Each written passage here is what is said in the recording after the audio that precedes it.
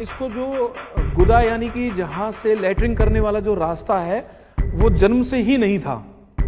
अब जब कल रात उसको जन्म हुआ तो जैसे ही जो भी इसके ऑनर हैं, जो भी इसको देखा, जो यहाँ आए हुए हैं, इन्होंने देखा तो इसको यहाँ गौ सेवाधाम हॉस्पिटल में लेकर के आए।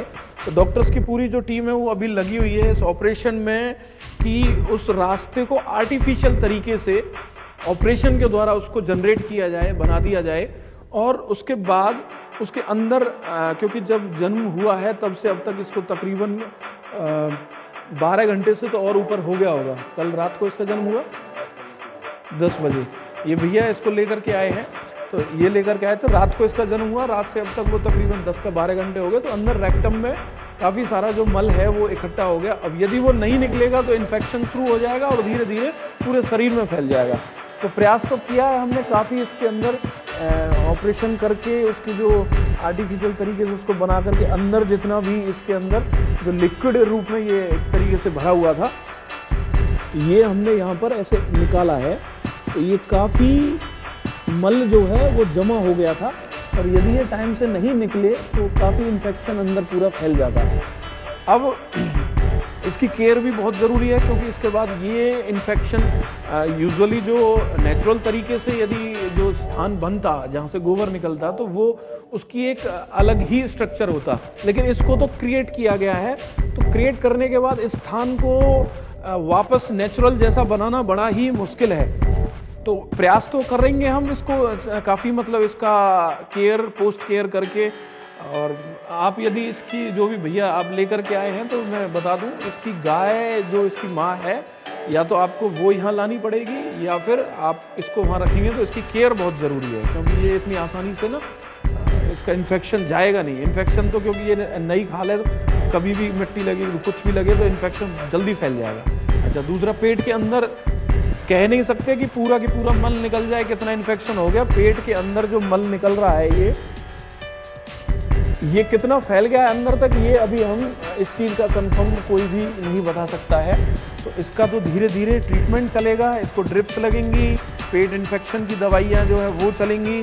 तो उसके बाद जब जा कर के ये शायद आगे बच पाए। तो हम तो यही कामना करेंगे। आप सबसे भी मैं यही दिखाता हूँ, बड़ा छोटा सा नन्हा सा बछड़ा है, नवजात, ये कल ही पैदा हुआ। तो यही प्रयास करेंगे कि प्रभु से कामना करते हैं ये स्वस्थ हो जाए, इसका जीवन पुनः वापस जैसे सभी गौवंश जीते हैं उसी प्रकार ये भी जिए। तो डॉक्टर्स को पूरी टीम जो है गौ सेवाधाम हॉस्पिटल की इस प्रयास में लगी हुई है और हम भी कामना करते हैं प्रभु से।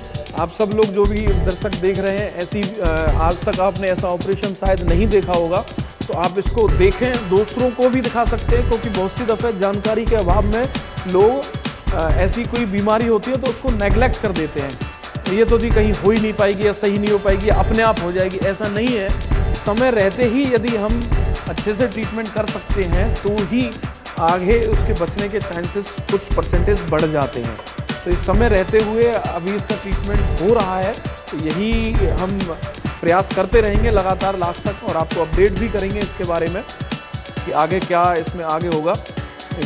जितनी बार हम निकाल रहे हैं लगभग उसमें काफ़ी अंदर तक ये जो मल है वो इकट्ठा हुआ पड़ा है, वो बार बार निकालने से काफ़ी निकल रहा है।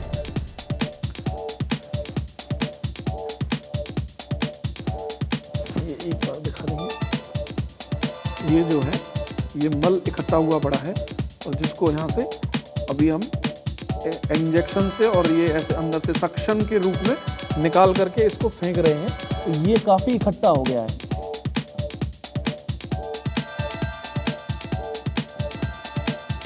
रेगुलर अभी लगातार ये पूरा ट्रीटमेंट चल रहा है, पूरी प्रक्रिया। और वैसे तो एक क्रिटिकल ऑपरेशन है, इतना आसान नहीं है और इसके बारे में कहना भी बहुत आसान नहीं है कि आगे क्या होगा, पर एक प्रयास है पूरा डॉक्टर्स का। और इस प्रकार के और भी बहुत सी ऐसी बीमारी होती हैं जो लोग ऐसे सोच करके उसको ज़्यादातर घर में ही कोशिश करते हैं, हम घर पे ही सही हो जाएगा या अपने आप सही हो जाएगा, लेकिन ऐसा नहीं होता समय रहते।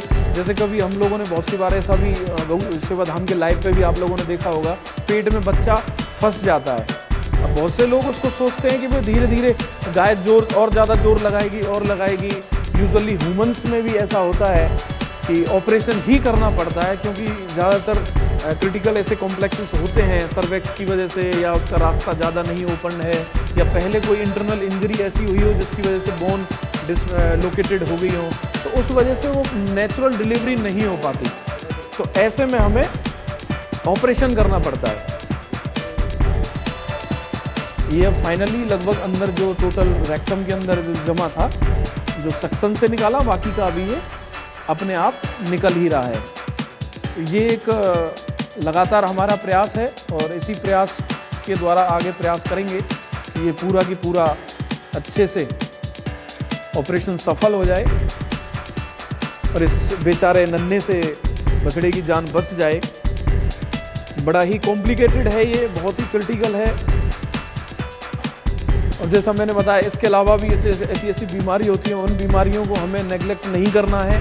आप यदि किसी भी प्रकार की समस्या से, जीव से जुड़े हुए, किसी भी बेजुबान से जुड़े हुए किसी भी समस्या से आप जूझते हैं, तो आप गौ सेवा धाम में फ़ोन करें, तो आपको यहाँ से पूरी गौ सेवा धाम के डॉक्टर्स के द्वारा पूरी मदद मिलेगी। यदि आप